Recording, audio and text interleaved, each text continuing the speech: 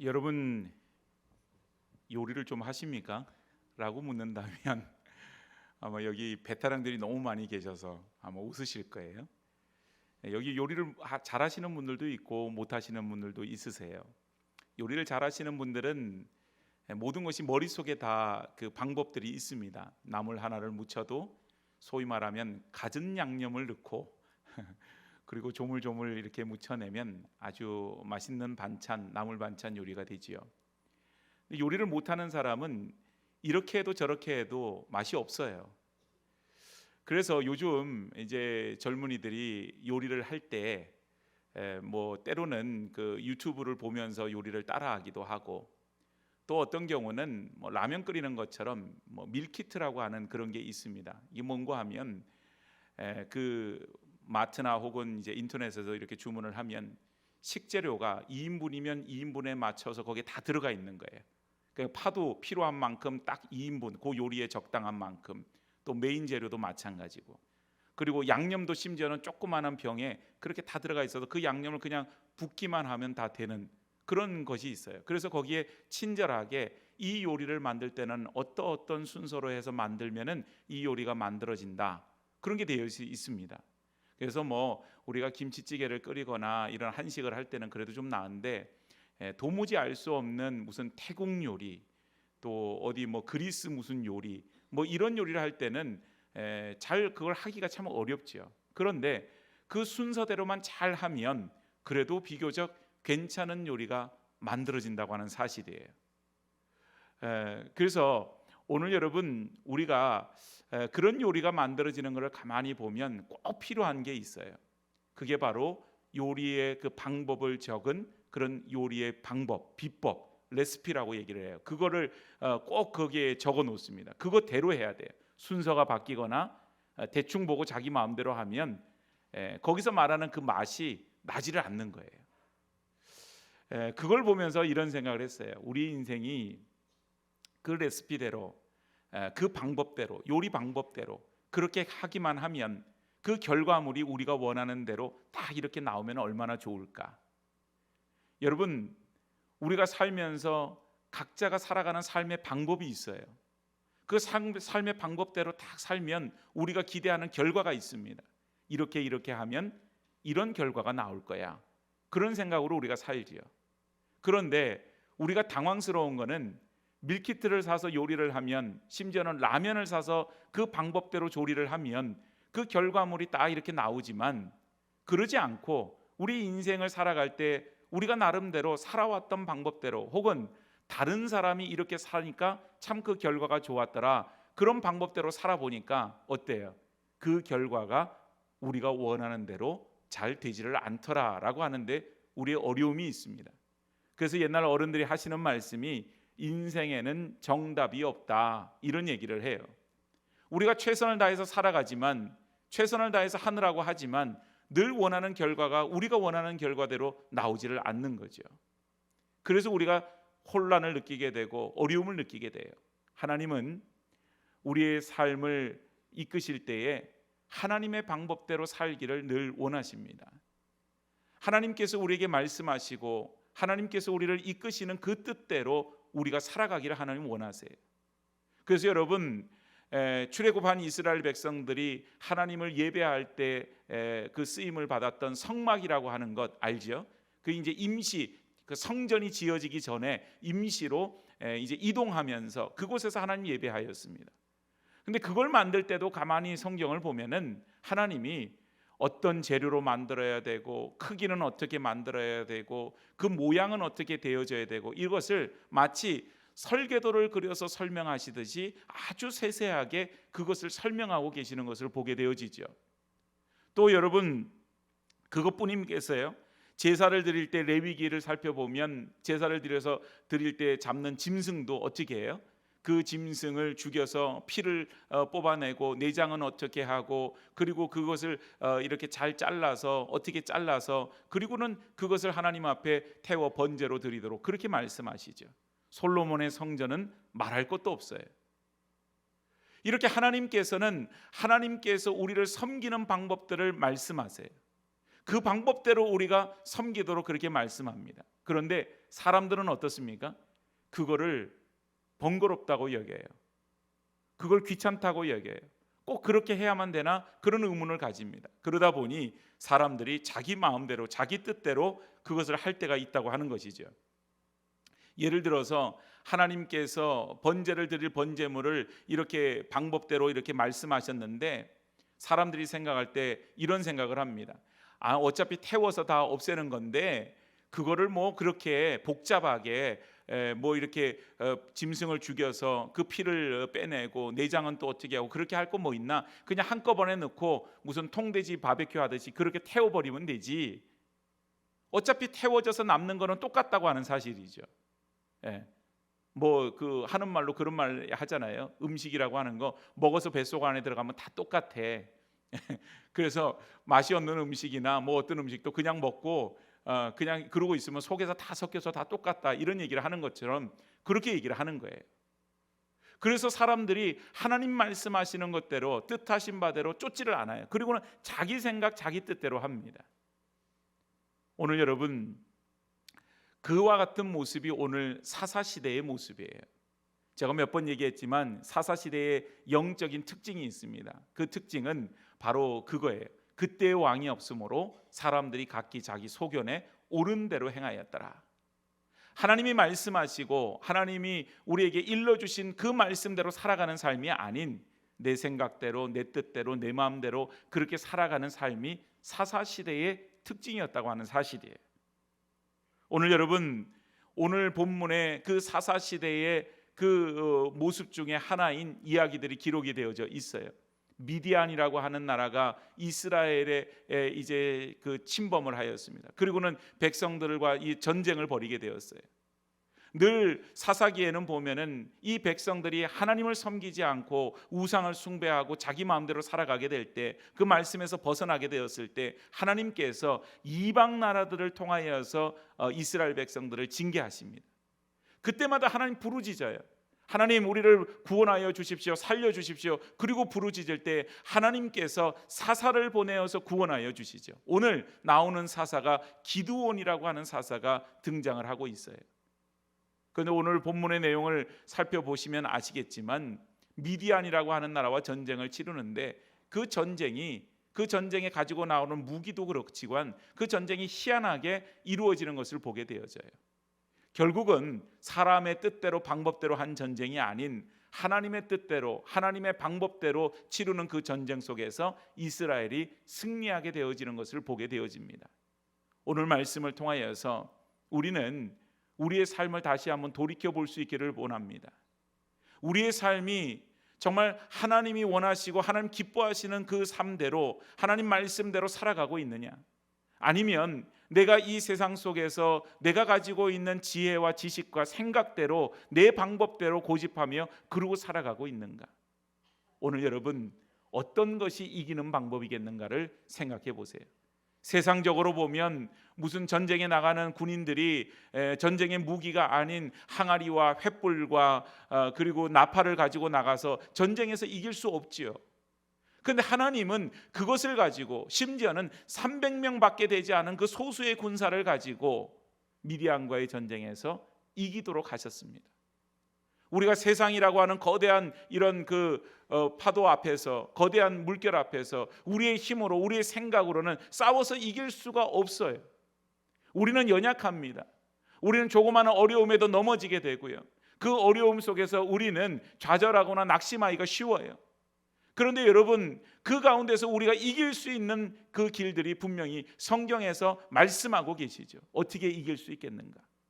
오늘 말씀을 통하여서 하나님 방법대로 살아가게 될 때 거기에서 우리가 승리할 수 있고, 승리의 길은 다른 것이 아닌 오직 하나님께서 우리 가운데 말씀하시고 우리 가운데 이끄시는 그 놀라운 방법, 거기에 있으면 우리가 기억하면서 오늘 말씀을 통하여서 하나님 방법대로 살아가는 것이 뭔가, 그 속에서 우리가 삶에서 승리의 길을 찾기를 소망합니다. 오늘 먼저 우리가 첫 번째로 살펴봐야 될 것은 우리의 삶을 주관하시는 분 하나님이시라고 하는 사실입니다. 오늘 여러분, 전쟁에서 이기려고 하면 두 가지가 필요하다 그래요. 하나는 강한 군사력이에요. 오늘 여러분, 강한 군사력이 있어야만 승리할 수 있어요. 오늘날 이 현대전에서는 뭐가 필요합니까? 첨단 무기가 필요하겠죠. 고대 사회에서는 군사의 수가 많을수록 승리할 수가 있게 되어지는 거예요. 그리고 그 강한 군사력 속에서 승리를 그래도 담보할 수가 있어요. 또 두 번째는 거기에 지휘관의 치밀한 전략이 필요합니다. 그 지휘관이 아무리 그 강한 군사를 가지고 있어도 지휘관이 올바른 전략을 세우지를 못하면 그 전쟁에서 이기가 어렵죠. 우리가 잘 아는 대로 이순신 장군이 명란 해전에서 12척의 배를 가지고 수많은 일본의 그 함선을 격파하고 이겼던 것을 우리가 알고 있잖아요. 그러니까 그것처럼 강한 군사력과 지휘관의 치밀한 전략은 승리에 있어서 중요한 요소가 된다고 하는 사실이에요. 그런데 여러분, 오늘 성경에서는 그걸 찾아보기가 쉽지가 않습니다. 강한 군사력도 없어요. 전쟁을 향한 치밀한 전략도 찾아보기가 어렵습니다. 왜냐하면 이스라엘 전쟁은 그것으로 이기는 게 아니기 때문이에요. 이스라엘의 전쟁은 늘 하나님 때문에 승리하였지 어떤 환경적인 조건으로 승리하지 않았어요. 강한 군사력이나 지휘관이 치밀한 전략을 세워서 늘 승리한 것이 아닌 하나님이 그 전쟁에서 이기게 하여 주실 때 이겼다고 하는 사실입니다. 오늘 여러분 본문 15절 말씀 뒷부분을 보면 이런 말씀이 있어요. 여호와께서 미디안과 그 모든 진영을 너희 손에 넘겨 주셨느니라. 그 미디안과 모든 진영을 너희 손에 넘겨 주셨느니라. 너희 손에 넘겨 주셨다, 이 말은 다름이 아닌 그 소유권을 넘겨 주었다, 그런 얘기입니다. 미디안이 얼마나 강한지, 미디안이 얼마나 많은 군사를 가지고 나왔는지, 얼마나 많은 무기를 가지고 나왔는지 상관없어요. 하나님께서 그들을 이스라엘의 손에 넘겨 주셨습니다. 그게 승리의 조건이었다고 하는 사실이에요. 오늘 여러분, 이스라엘의 전쟁을 보세요. 언제 이겼는가? 그들이 군사력이 강할 때, 그들이 지휘관이 정말 치밀한 전략을 세웠을 때 그때 이겼나요? 아간의 범죄로 말미암아 쉽게 이길 수 있었다고 생각했던 그 아이성 전투에서 처절하게 패배하지 않습니까? 이긴다고 생각하는 전쟁에서는 져요. 그런데 불가능한 전쟁에서는 이길 때가 얼마나 많았는지, 마치 다윗이 골리앗을 이긴 것처럼 오늘 본문도 다윗이 골리앗을 이긴 것과 비슷해요. 전혀 상대가 안 되는 그런 그 전력을 가지고 그 전쟁에서 싸워서 이길 수가 있었던 것입니다. 오늘 그 이유는 다른 것이 아니에요. 하나님께서 그 이방 나라의 그 모든 것을 바로 이스라엘 손에 넘겨주셨습니다. 옛날 성경에 보면 그 나라를 하나님의 손에 붙이셨습니다. 그것이 대단히 중요했다고 하는 것입니다. 오늘 여러분 사무엘상 14장 6절 말씀을 보겠습니다. 요나단이 자기의 무기를 든 소년에게 이르되 우리가 이 할례 받지 않는 자들에게 건너가자. 여호와께서 우리를 위하여 일하실게 하노라. 여호와의 구원은 사람이 많고 적음에 달리지 아니하였느니라. 요나단이 자기의 무기 든 사람, 그 더불어서 두 사람이 그 상대방의 적진에 뛰어드는 거예요. 얼마나 여러분 두렵습니까? 그 많은 군사들이 밤중에 깨어서 일어났을 때 자기들의 목숨을 담보할 수 있어요. 너무나도 위험한 상황이에요. 그런데 요나단이 고백하는 것은 하나님께서 구원하시는 것 사람의 많고 적음에 달리지 않았다. 그 말은 모든 것이 다 하나님께 속하였고 하나님께 달려있음을 고백하는 것입니다. 오늘 여러분, 우리의 삶이 때로는 우리의 문제가 커 보이고 우리의 힘으로 감당하기 어려운 그런 상황 속에 놓여질 때가 얼마나 많은지 몰라요. 그러나 여러분, 우리가 그럴수록 우리의 삶의 주인 되어 주시는 하나님을 바라보고 하나님 앞에 우리가 의지하고 하나님께 맡겨드리고 하나님께서 그 전쟁을 승리의 길로 이끄시기를 우리는 간절히 소망해야 할 것입니다. 그것이 바로 이길 수 있는 그 길이 되어지는 거예요.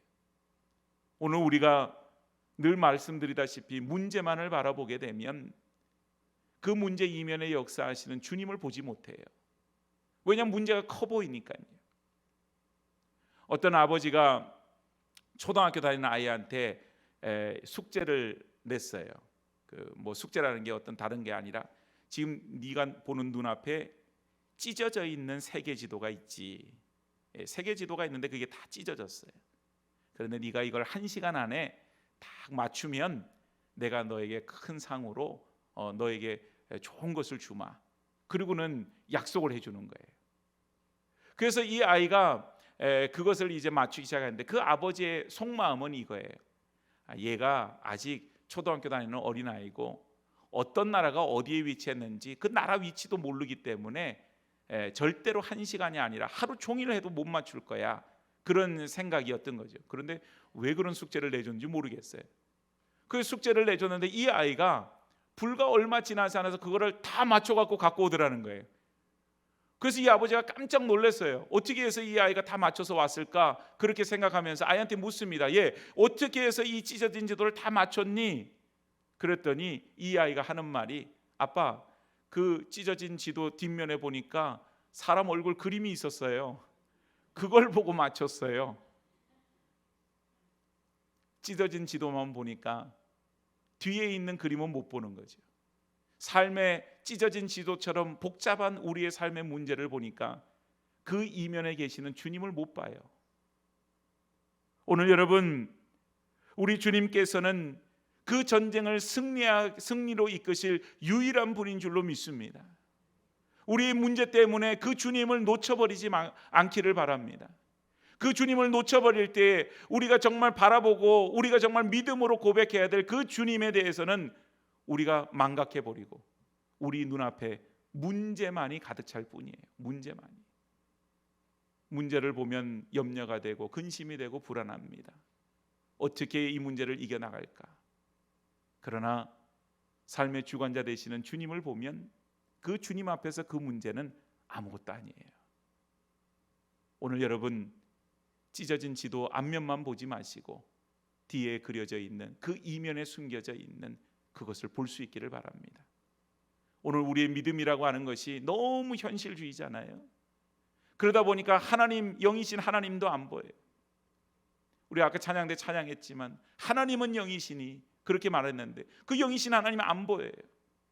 우리의 삶에 문제만 보입니다. 하나님 역사도 우리가 보지를 못해요. 오늘 하나님 앞에서 먼저 우리의 삶을 주관하시는 분, 생사화복을 주관하시는 분, 하나님 한 분만이 그 일을 하실 수 있음을 믿음으로 고백할 수 있는 주의 백성들이 되어지기를 축복합니다. 그리고 두 번째는 바로 그 하나님 앞에서 우리가 이기는 길은 다름이 아니에요. 그 하나님 앞에서 순종하는 일입니다. 오늘 보면 16절과 17절을 보십시오. 300명을 세대로 나누어서 각 손에 나팔과 빈 항아리를 들리고 항아리 안에는 횃불을 감추게 하고 그들에게 이르되 너희는 나만 보고 내가 하는 대로 하되 내가 그 진영 근처에 이르러서 내가 하는 대로 너희도 그리하여 그랬어요. 오늘 여러분 기드온의 용사를 세대로 나눠요. 100명씩 나누었어요. 그리고는 손에 들려진 것은 무기가 아니에요. 항아리와 횃불과 나팔이었습니다. 그걸 가지고 싸울 수 없어요. 그런데 그걸 가지고 그리고 기드온이 당부하는 것은 뭐냐 하면 너희는 나만 보고 내가 하는 대로 하라. 그겁니다. 나만 보고 내가 하는 대로 하라. 여러분 기드온은 지금 누구의 명령, 누구의 말씀을 쫓아서 백성들에게 이 말을 하고 있지요? 하나님 말씀이에요. 기드온이 나만 보고 내가 하는 대로 하라라고 하는 이 말은 다름이 아니에요. 하나님만을 보고 하나님이 시키는 대로 그 앞에서 순종함으로 그 일을 하라, 그 말이 되지 않겠어요? 오늘 여러분 이스라엘의 전쟁은 도저히 상대가 되지 않는 전쟁이에요. 사사기 8장 10절 말씀을 보면 미디안의 군사, 적군의 군사의 수가 얼마라고 기록되어 있냐면 13만 5천 명이에요. 13만 5천 명. 여러분 이 숫자가 결코 적지 않습니다. 우리 대한민국 군인의 수가 60만 명이라고 얘기하는데 이 고대 사회 속에서 13만 5천 명이라고 하는 것은 어마어마한 군대의 숫자예요. 그런데 여러분 사사기 7장 3절에 보니까 이스라엘의 군대 처음에 뽑았던 군사의 수가 얼마냐? 3만 2천 명이었어요. 그러니까 13만 5천 명 대 3만 2천 명, 그걸 비교해 보면 4분의 1도 되지를 않아요. 그런데 그 3만 2천 명을 다 하나님께서 데리고 나가도록 하시는 거 아닙니다. 그 중에서 줄여서 몇 명만을 데리고 나가도록 하는가? 300명이에요. 그러면 지금 이스라엘의 이 전쟁은 군사의 숫자로 보면 몇 대 몇으로 싸우는 거예요? 13만 5천 명 대 300명. 여러분, 싸울 수가 있겠습니까? 아무리 정예병이라 할지라도 힘들어요. 그런데 이스라엘의 군사들이 전쟁에서 그렇게 용맹스럽게 싸울 만큼의 어떤 훈련된 군사냐, 그런 기록이 없어요. 다만 그들이 두려워 떨지 않는 용기를 가진 사람이라. 그리고 이제 물을 마실 때, 시냇가에서 물을 마실 때에도 이 손으로 이렇게 먹을 때 이렇게 보면 어떤 상황 속에서도 좀 당황하지 않고 주의력이 깊은 그런 사람들이다. 그런 정도는 우리가 알 수 있지만 300명의 군사를 데리고 13만 5천 명을 상대한다고 하는 것은 어려운 일인 것입니다. 세상적인 기준에 보면 그 전쟁은 이미 지는 거예요. 그런데 여러분, 하나님이 하시는 일들은 어때요? 항상 우리의 상식과 생각을 뛰어넘으시죠. 하나님의 생각은 인간의 생각과 다르죠. 오늘 그 속에서 우리에게 말씀하시는 것이 있어요. 잠언 3장 5절에서 6절 말씀에 이런 말씀이 있죠. 너는 마음을 다하여 여호와를 의뢰하고 내 명철을 의지하지 말라. 너는 범사에 그를 인정하라. 그리하면 내 길을 지도하시리라. 내 생각, 내 명철, 내가 가지고 있는 상식, 내 눈으로 보는 거, 그거 의지해서 살지 말라는 거예요. 그리고는 온전히 하나님을 모든 일에, 범사에 그를 인정하라. 모든 일에서 하나님 나의 삶의 주권자이십니다. 하나님은 항상 오르십니다. 하나님은 전능하십니다. 그거 인정하라는 거예요. 그러면 하나님께서 우리의 삶을, 우리의 길을 인도하여 주실 것이다.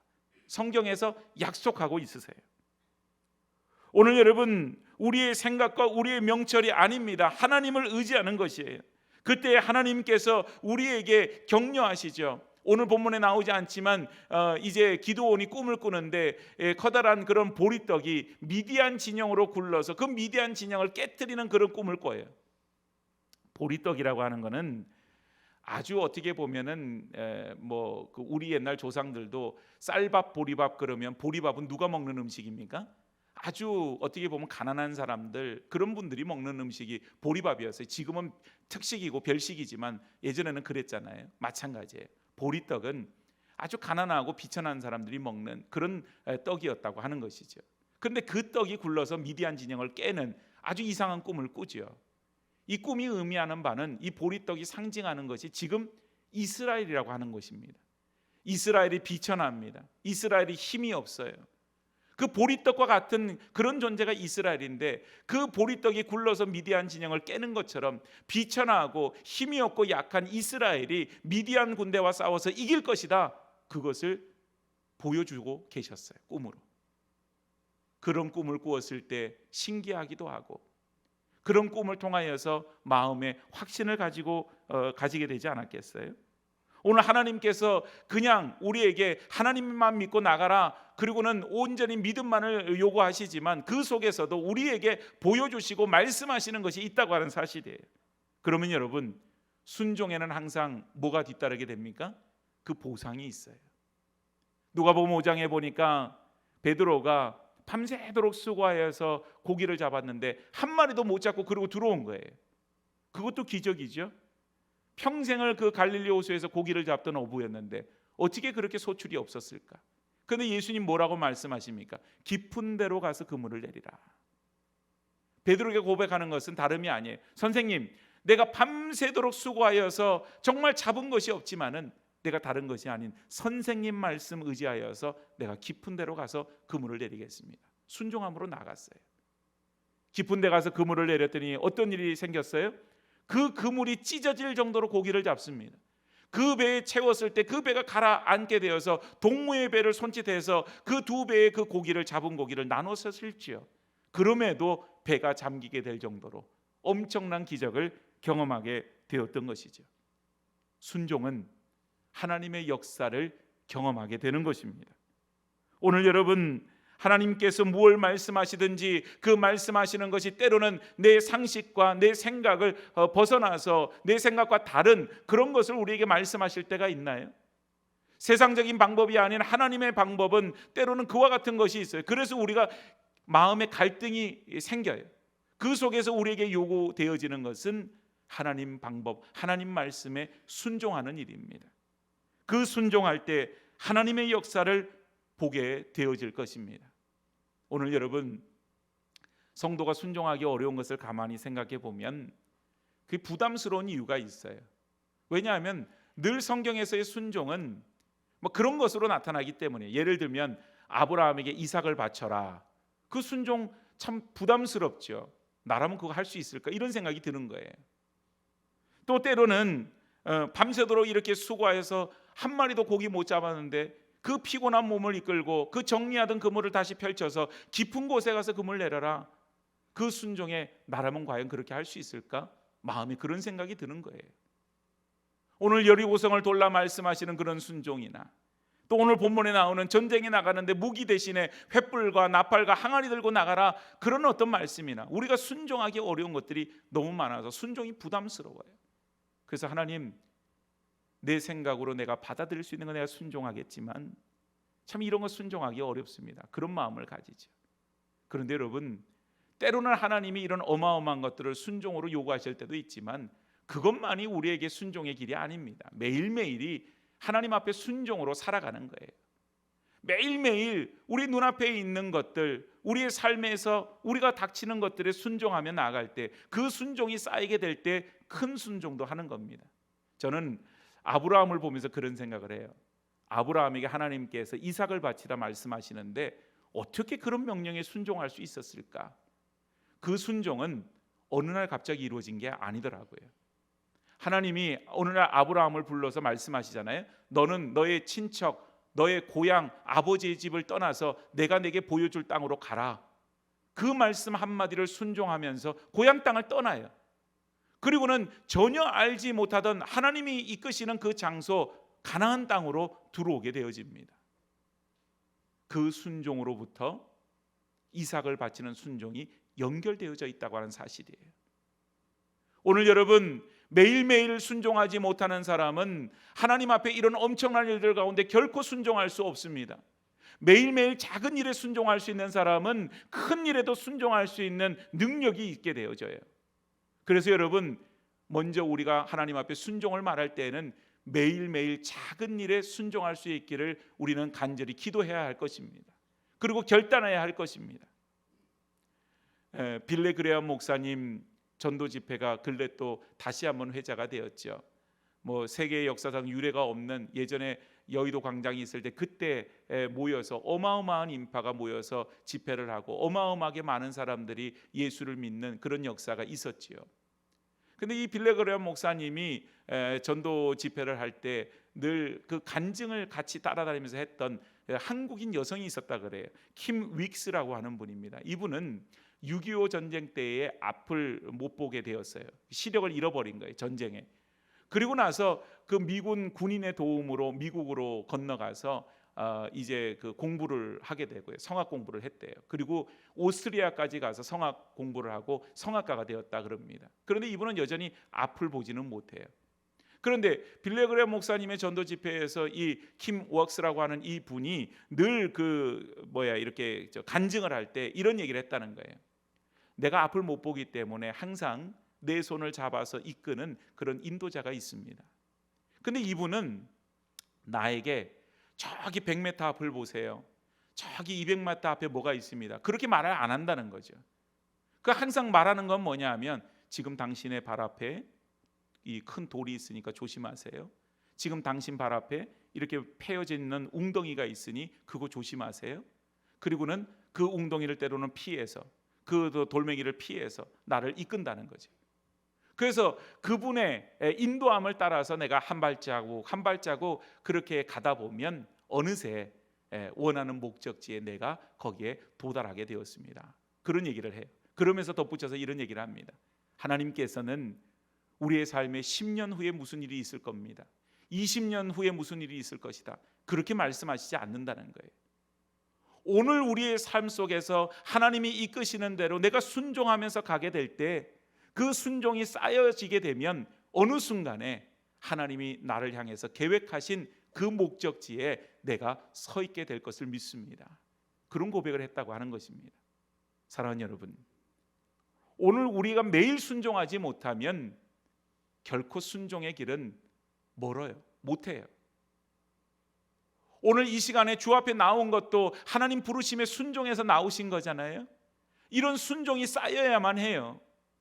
하나님 앞에 마음을 두는 일, 하나님 말씀에 순종하는 일, 이것이 쌓여지게 되면 그러면 어느 순간에 하나님이 우리에게 이삭을 바치라 말씀하시는 그 명령, 우리의 생각과 다른, 우리의 상식과 다른 그 명령 앞에서도 순종할 수가 있게 되는 것입니다. 순종은 어려워요. 왜냐하면 사람 본질적으로 늘 계산의 삶을 살기 때문에 그렇습니다. 여러분 어떠세요? 한 달에 내 수입을 딱 이렇게 계산해 보면 수입이 이만큼 있어요. 그러면 쓰는 것도 그만큼 되어져야지 매달 내가 그거를 생각하면서 계산하고 마음에 불편함이 없는 거예요. 심지어는 어때요? 내가 이만큼 버는 것이 있고 쓰는 것도 요만큼 있으면 그것이 똑같으면요, 그것도 때로는 마음이 불편해요. 사람은 원하는 것은 뭐냐면 내가 버는 것이 이만큼, 수입이 이만큼 있으면 쓰고 남는 것이 조금이라도 있어야지 마음이 편한 사람들이 저와 여러분들입니다. 그게 바로 계산적인 삶이에요. 그게 안 되면 불안한 거예요. 내가 100을 벌었는데 100을 다 쓰고 남는 게 없어요? 마음이 불안해요. 내가 100을 벌었는데 내가 쓰는 것은 110, 120에 마음이 더 불안해요. 내가 어떻게 살지? 그런데 100을 벌었으면 90 쓰고 한 10은 남아야지 내 마음이 편한 거예요. 20이 남으면 더 좋고 30이 남으면 더 좋고. 그렇지 않아요, 여러분? 솔직히 똑같아요, 여러분. 여러분, 우리가 그와 같은 마음으로 세상을 살기 때문에 순종이 어려워요. 하나님 앞에서는 계산하지 말아야 됩니다. 이것이 나한테 이로운 것인가, 유익한 건가, 내가 이거 쫓아갈 수 있나, 쫓아갈 수 없나, 이것이 내 생각에 맞나 틀리나, 내가 상식적으로 이해할 수 있는 건가 없는 건가, 그렇게 계산하지 말아야 돼요. 하나님 말씀하시면 주님 말씀하여 주셨사오니, 하나님 말씀하시오니 내가 그 말씀에 의지해서 순종하겠습니다. 베드로처럼 내가 밤새도록 수고하였지만 잡은 것이 없지만은 내가 말씀에 의지하여 그물을 내리리이다. 그것이 우리가 가져가야 될 순종의 자세인 줄로 믿습니다. 오늘 여러분, 순종하지 않으면 이길 수 없어요. 순종하지 않으면 하나님의 방법이 우리 가운데 제시되어도 아무런 의미가 없어요. 하나님이 우리에게 말씀하시는 대로 순종해야만 우리의 삶이 승리할 수가 있는 것입니다. 순종할 수 있기를 축복합니다. 세 번째는, 하나님 방법은 순종하며 나아갈 때 늘 최선의 결과를 낳습니다. 오늘 하나님께서 19절과 22절, 19절에서 22절 말씀에 이렇게 말씀하세요. 기드온과 그와 함께한 100명이 이경 초에 진영 근처에 이른즉 바로 파수꾼들을 교대한 때라. 그들이 나팔을 불며 손에 가졌던 항아리를 부수니라. 세대가 나팔을 불며 항아리를 부수고 왼손에 횃불을 들고 오른손에 나팔을 들며 불며 외치며 이르되 여호와와 기드온의 칼이다 하고 각기 제자리에 서서 그 진영을 에워싸매 그 온 진영의 군사들이 뛰고 부르짖으며 도망하였는데 300명이 나팔을 불 때에 여호와께서 그 온 진영에서 친구들끼리 칼로 치게 하심으로 그랬어요. 여러분, 이 과정을 보면 그럽니다. 이경이라 그랬어요. 이경이라고 하는 거는 오늘날 시간으로 말하면은 밤 10시에서 새벽 2시 그 시간이에요. 근데 그 시간이 가장 사람들에게 있어서 깊은 잠에 빠지는 그 시간 아닙니까? 그 깊은 잠에 빠지는 그 시간에 더군다나 파수꾼들이 교대하는 아주 혼란스러운 틈에 그때 하나님께서 그 일들을 하도록 하셨어요. 어떻게 해요? 항아리를 부수고 나팔을 불고 횃불을 들고 기드온을 위하여, 하나님을 위하여, 기드온을 위하여 하나님과 기드온의 칼이라 그렇게 외치도록 말씀하셨습니다. 그랬더니 정말 이스라엘이 그 밤중에 기습을 한 줄 알고 사람들이 막 황망하게 일어났는데 깊은 잠에 빠져 있었기 때문에 잠이 들 깬 거예요. 그리고는 친구들끼리 서로 적인 줄 알고 칼로 찌르는, 그래서 자기들끼리 싸우다가 자기들끼리 망하는 그런 일들이 일어났다고 하는 것입니다. 언뜻 보면 일리가 있는 말 같지만 여러분, 이런 일이 상식적으로 과연 가능한 일일까요? 오늘 여러분, 아까 다시 말씀드리자면 하나님께서 하시는 일들이 상식적으로 어떻게 다 받아들이겠어요? 다윗이 어떻게 상식적으로 골리앗을 이겨요? 여러분, 여리고성이 무너질 때에 그 여리고성을 돌잖아요. 매일 돌고 마지막 날 7바퀴 돌고 그 성이 무너집니다. 어떻게 이런 일이 가능할까요? 저희 교회 사택 있는 대림 아파트가 있지만 새벽기도 끝나고 나면은 할머니들이 아침마다 돌아요. 아침마다. 근데 대림 아파트 안 무너지잖아요. 멀쩡해요. 여러분, 돈다고 무너지겠어요? 안 무너져요. 오늘 여러분, 하나님이 하시는 일들을 보세요. 사람의 생각이 아닙니다. 사단은 온 세상 사람들에게 죄를 집어넣습니다. 죄로 사람들이 신음하도록 만들고 죄로 사람들이 무너지게 만들어요. 그런데 하나님의 방법은 그 죄로부터 오직 독생자 예수님을 이 땅에 보내주시고 예수님이 십자가에 달리시고 예수님이 피 흘려 죽으셨어요. 사람들은 예수님이 실패했다 말했습니다. 그가 메시아로 온 것 같은데 죽었어요. 십자가에 달려서 실패했다 말했어요. 그러나 예수님 십자가의 죽으심으로 피 흘리심으로 우리가 구원받은 줄로 믿습니다. 하나님의 방법이에요. 그것이 칼로 싸우는 게 하나님 방법 아닙니다. 창을 들고 싸우는 게 하나님 방법 아니에요. 사단과 전쟁을 벌일 때에 뭐 있는 힘껏 다 해서 어떻게 하는 거, 그거 방법 아니에요. 하나님의 방법은 우리가 상상할 수 없어요. 오늘 여러분, 하나님의 이런 놀라운 방법을 우리가 기억해야 됩니다. 그것은 다름이 아니에요. 하나님은 늘 최선의 결과를 만들어내시는 분이다라고 하는 사실입니다. 어떤 사람이 아주 잘 나가는 세상 속에서 그런 사람이 있었대요. 근데 이분이 예수 믿는 사람이었는데 어느 날 유람선을 타고 가다가 폭풍우에 이 유람선이 좌초가 된 거예요. 근데 같이 탔던 다른 사람들은 다 어디로 갔는지 없고 혼자서 살아남았는데 혼자서 무인도에 떨어지게 됐다고 하는 겁니다. 그러니까 마음으로는 두 가지 마음이죠. 왜 나한테 이런 일이 생겼지? 그런 원망하는 마음도 있지만 한편으로는 하나님 살려주셔서 감사합니다. 그런 마음도 있는 거예요. 그래서 거기서 기도를 하고 그리고 나서는 주위를 돌보니까 아무도 없어요. 그럼 여러분, 무인도에 살아남으려고 그러면은 거기서 뭔가를 어쨌든 해야 되잖아요. 그래서 이제 비도 피하고 어떻게 하려고 온갖 힘을 다해서 도구도 아무것도 없는데 아주 맨손으로 그렇게 움막을 짓고서는 그리고는 또 하나님 앞에 감사의 기도를 드렸어요. 그리고는 이제 먹을 걸 찾기 위해서 바닷가를 나갔는데 무슨 이유였는지 그 오두막에 불이 나버린 거예요. 갔다 와서 보니까는 그 도저히 불길을 잡을 수는 없고 보니까 힘들어서 힘써서 애써서 지은 오두막이 다 타버리고 말았어요. 마음이 어떻겠어요, 여러분?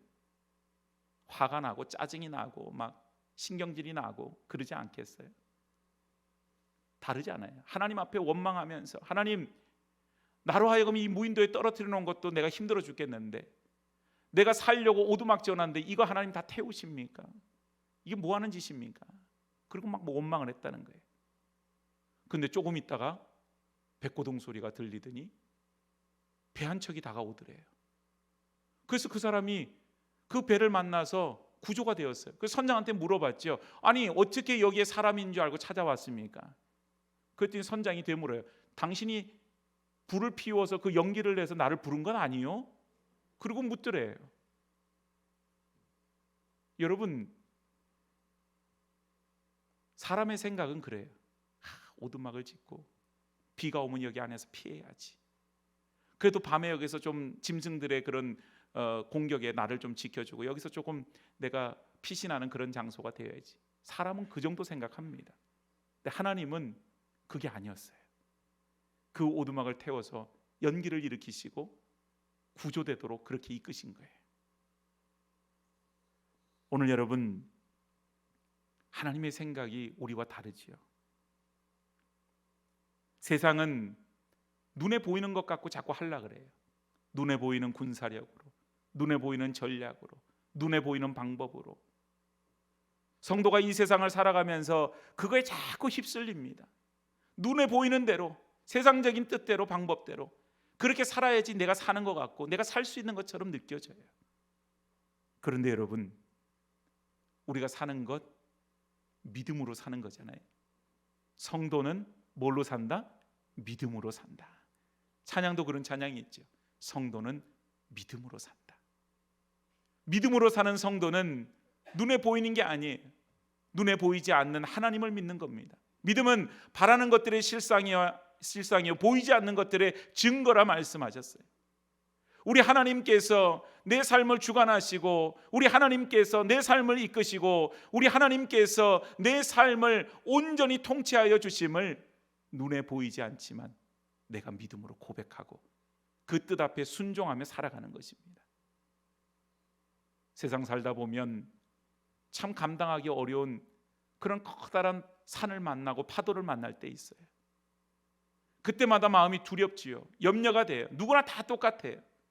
그러나 여러분, 믿음은 그 파도를 잠잠케 하시는 하나님, 그 산을 옮기시는 그 하나님을 우리가 먼저 바라보고 그 하나님에 대한 믿음의 고백을 가지고 우리가 살아가는 일인 줄로 믿습니다. 하나님은 지금도 일하고 계세요. 하나님은 지금도 역사하시는 줄로 믿습니다.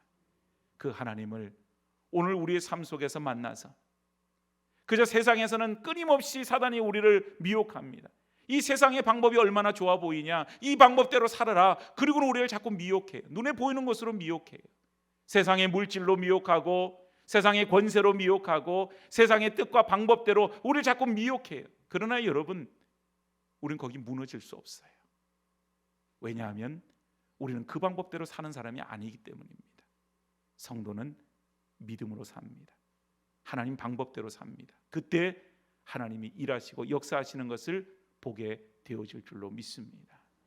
오늘 하나님이 일하시는 것을, 역사하심을 바라보는 하나님 방법대로 살아가는 복 있는 성도들 되어지기를 주의 이름으로 축복합니다.